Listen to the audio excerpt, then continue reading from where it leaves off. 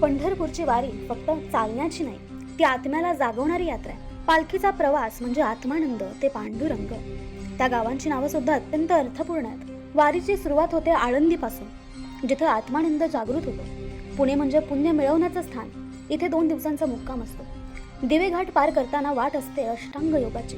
सासवड शिकवतो ते श्वासांवर प्रभुत्व मिळवणं. जेजुरी शिकवते इंद्रियांवर विजय मिळवणं. वालेमध्ये प्रेमळतेचा पाठ मिळतो. लोणंदमध्ये दुसऱ्यांना आनंद देण्याचं बळ.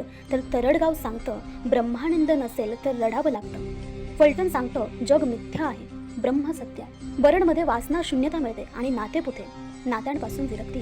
भक्ताच्या ज्ञानाची माळ सुरू होते ते माळ शिरसमधून. वेळापूरमध्ये वेळेचा योग्य उपयोग. वाखरीमध्ये वाणी शुद्ध होते आणि शेवटी पंढरपूर, भक्ताचं अंतिम ध्येय पांडुरंगमय होणे. पावलोपावली साधना. प्रत्येक गावात एक शिकवण, प्रत्येक ठिकाणी मुक्काम एक साधना. कधी श्वासांवर प्रभुत्व, कधी इंद्रियांवर विजय. ही पावलं पंढरीकडे नाही तर आत्मिक पावित्र्याकडे नेतात. आणि शेवटी काय, भक्तांचं अंतिम ध्येय पांडुरंगाची एकरूप होणं.